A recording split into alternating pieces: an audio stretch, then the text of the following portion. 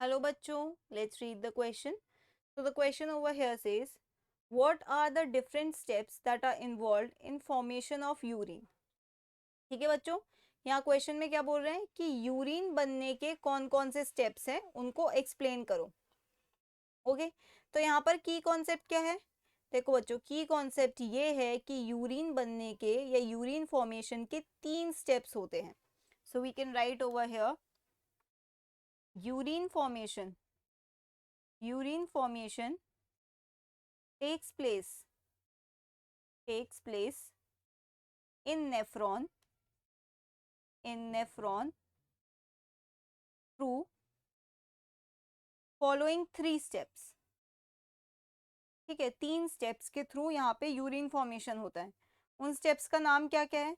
देखो, सबसे पहला स्टेप होता है ग्लोमेरुलर फिल्ट्रेशन।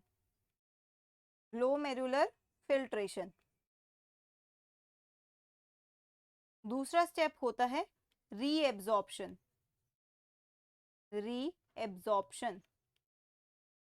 ओके, और तीसरा स्टेप होता है सिक्रीशन। इन तीनों स्टेप्स को मिला के अल्टीमेटली लास्ट में क्या बनता है? लास्ट में बनता है यूरिन। अच्छा, यूरिन फॉर्मेशन का बच्चों एक प्रिंसिपल होता है।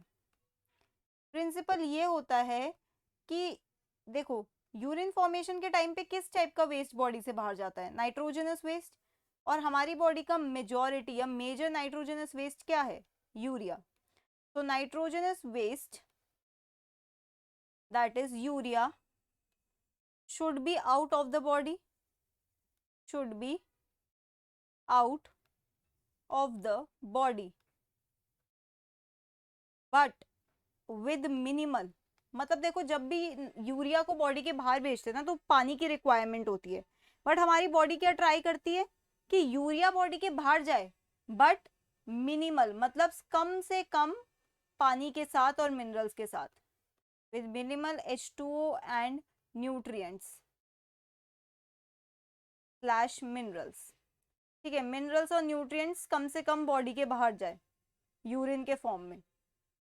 ओके, तो यूरिन फॉर्मेशन के तीनों स्टेप्स को जरा डायग्राम के थ्रू समझते हैं। देखो बच्चों, यहाँ पर इस तरीके से ये ग्लोमेरुलस पड़ा है। ठीक है, देखो, सबसे पहले ब्लड की एंट्री होती है।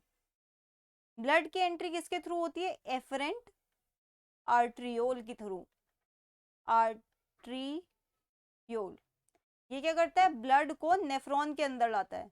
किसको नेफ्रॉन के अंदर लाता है? ब्लड को, क्योंकि ब्लड में ही आपका नाइट्रोजनस वेस्ट प्रेजेंट है। Okay, so we can write over here efferent arteriole। Okay, अब ब्लड यहाँ पे अंदर आया, होता क्या है? ये जो आपको इस तरीके से नेटवर्क दिख रहा है ब्लड कैपिलरीज का, इसको बोलते हैं ग्लोमेरुलस।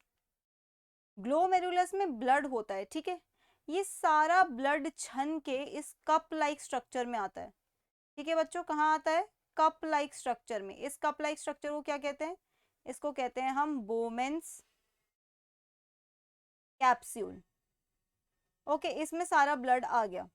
अब सारा का सारा नहीं होता, क्या होता है कि जो सेल्स होते हैं ब्लड के और बड़े बड़े प्रोटीन्स होते हैं वो तो ग्लोमेरुलस में रह जाते हैं, लेकिन जितना भी पानी, नाइट्रोजनस वेस्ट, मिनरल, न्यूट्रिएंट सब यहाँ आ गया।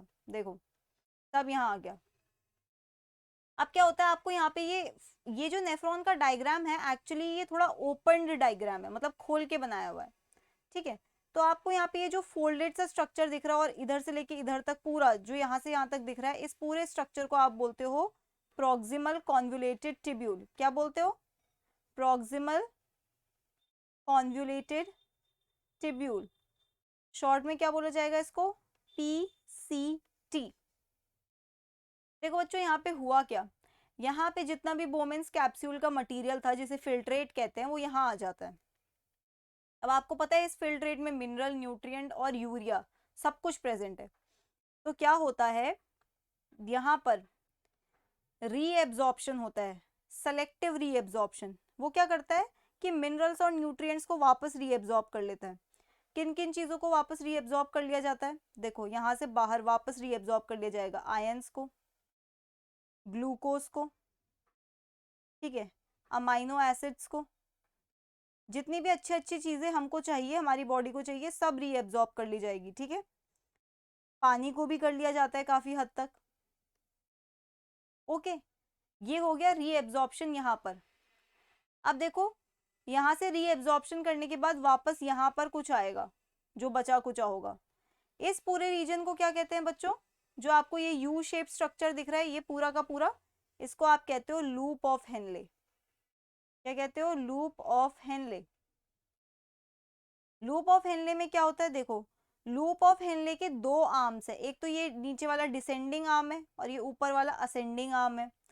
तो अगर मैं बात करूं इस डिसेंडिंग आर्म की, तो ये क्या रीएब्जॉर्ब करता है? ये बहुत इंपॉर्टेंट चीज को रीएब्जॉर्ब करता है, वाटर। सबसे ज्यादा वाटर का एब्जॉर्प्शन यहीं पे होता है, इस डिसेंडिंग वाले आर्म में। ये क्या करता है? पानी को वापस ले लेता है। ओके, पानी वापस ले लेता है। थोड़ा बहुत, थोड़ा बहुत ये क्या ले लेता है? यूरिया। ठीक है, और थोड़ा सा सोडियम। ओके बच्चों, अब देखो ये असेंडिंग आर्म जो है, ये असेंडिंग आर्म क्या रीएब्जॉर्ब करता है? असेंडिंग आर्म इसमें से रीएब्जॉर्ब कर लेता है सोडियम क्लोराइड, क्लोरीन के आयंस। फिर ये यहाँ से और क्या एब्जॉर्ब करता है? पोटेशियम, कैल्शियम, ठीक है, बाइकार्बोनेट, मैग्नीशियम, मतलब बहुत इंपॉर्टेंट इंपॉर्टेंट आयंस जो भी हमें चाहिए। फिर उसके बाद जो भी ये यूरिन बन रहा है, ठीक है बच्चों, ये यूरिन बन रहा है, एक्चुअली यूरिन में से ही सब कुछ वापस रीएब्जॉर्ब करा जा रहा है। क्योंकि प्रिंसिपल क्या था? प्रिंसिपल यही था कि मिनिमल न्यूट्रिएंट्स जाए यूरिन में। अब देखो ये कहाँ पहुंच गया? इस दूसरे आर्म में पहुंच गया, दूसरे स्ट्रक्चर में, ये जो आपको फोल्डेड सा दिख रहा है। इस पूरे स्ट्रक्चर को क्या कहते हैं बच्चों? इस पूरे स्ट्रक्चर को बोलते हैं distal convoluted tubule. Distal convoluted tubule,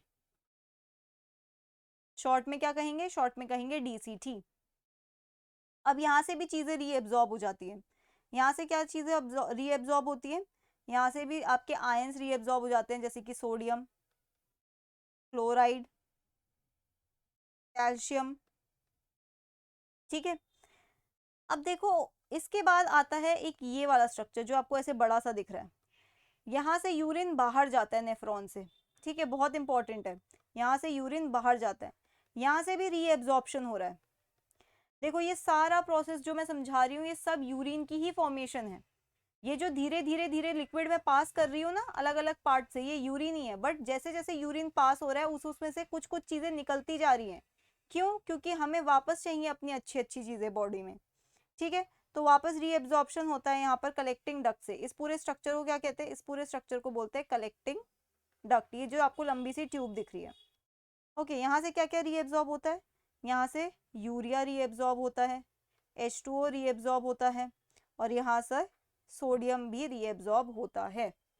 ठीक है, अब आप सोच रहे होंगे थोड़ा यूरिया क्यों रीएब्जॉर्ब हो रहा है? इसका एक्चुअली मैकेनिज्म इन्वॉल्व होता है ब्लड वेसल्स में इन न्यूट्रिएंट्स को भेजने के लिए। ठीक है, that is something else, but urea भी थोड़ा बहुत रीएब्जॉर्ब होता है यूरिन में से। ओके, तो देखो आपने देख लिया सबसे पहले कि ग्लोमेरुलर फिल्ट्रेशन क्या है। फिल्ट्रेशन मतलब जितना भी ब्लड यहाँ से आया एफरेंट आर्टरियोड से, वो छन के बोमेन्स कैप्सूल में जाएगा। That is what is known as glomerular filtration. फिर आपने रीएब्जॉर्प्शन देखा किन किन चीजों का होता है। लास्ट स्टेप क्या था इस पूरे प्रोसेस का? सिक्रीशन। तो जैसे आपने देखा अलग अलग पार्ट्स अलग अलग चीजों को रीएब्जॉर्ब करते हैं, वैसे अलग अलग पार्ट अलग अलग चीजों को सिक्रीट भी करते हैं। ओके, तो देखो यहाँ पर टीसीटी क्या करता है? हाइड्रोजन आयंस को सिक्रीट करता है, इसके अंदर यूरिन के अंदर देता है कि हाइड्रोजन आयन सिक्रीट हो। ये भी लूप ऑफ हेनले भी यहाँ पे हाइड्रोजन आयंस को देता है। साथ साथ में बच्चों और क्या होता है? साथ साथ में सिक्रीशन, यहाँ पे जो आपका प्रॉक्सिमल कॉन्वुलेटेड ट्यूब्यूल है वो क्या कहता है? मैं अच्छी अच्छी चीजों को रीएब्जॉर्ब कर लूंगा, लेकिन जो चीजें मुझे नहीं चाहिए वो मैं वापस दे दूंगा। तो ये यहाँ पे यूरिया को भी सिक्रीट कर देता है, यूरिया दे देता है। ओके, ये हो गया रीएब्जॉर्प्शन। सिक्रीशन की बात करें तो बेसिकली यहाँ पर ज्यादातर हाइड्रोजन आयंस और इन सब का सिक्रीशन होता है। देखो और एक और इंपॉर्टेंट वेस्ट है हमारी बॉडी में, क्रिएटिनिन। क्रिएटिनिन, तो यहाँ पे क्रिएटिनिन को भी सिक्रीट कर दिया जाता है। आई होप आपको तीनों स्टेप समझ आए होंगे। अब हम तीनों को अच्छे से एन्यूमरेट कर लेते हैं। सबसे पहला स्टेप क्या था? Glomerular filtration. Glomerular filtration. Glomerular filtration में क्या होता है? Blood entering glomerulus filters into Bowman's capsule leaving behind cells and proteins to form filtrate। ठीक है, जितना भी बोमेंस कैप्सूल में आया उसे हम कह रहे हैं फिल्ट्रेट। अब this filtrate has water, urea and nutrients. ठीक है, न्यूट्रिएंट्स भी चले गए। फिर क्या होगा? ग्लोमेरुलर फिल्ट्रेशन के बाद क्या होगा बच्चों? इसके बाद होगा reabsorption.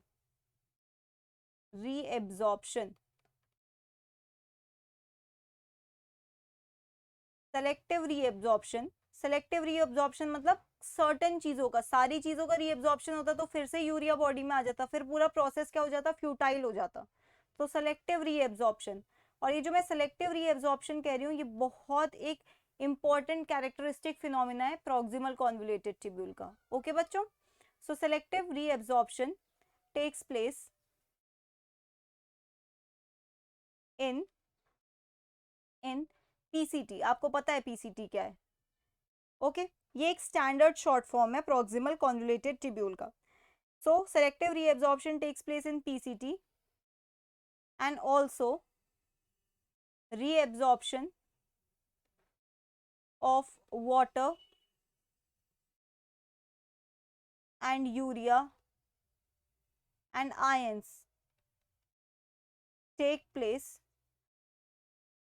throughout renal tubules।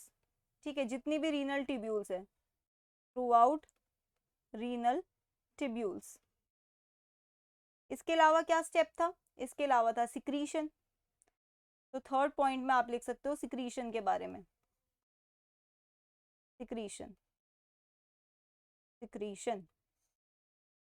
Secretion बहुत सारी चीजों का होता है। So basically you can write over here secretion किस किस चीजों का होता है? Hydrogen ions, okay, creatinine and urea are secreted into the urine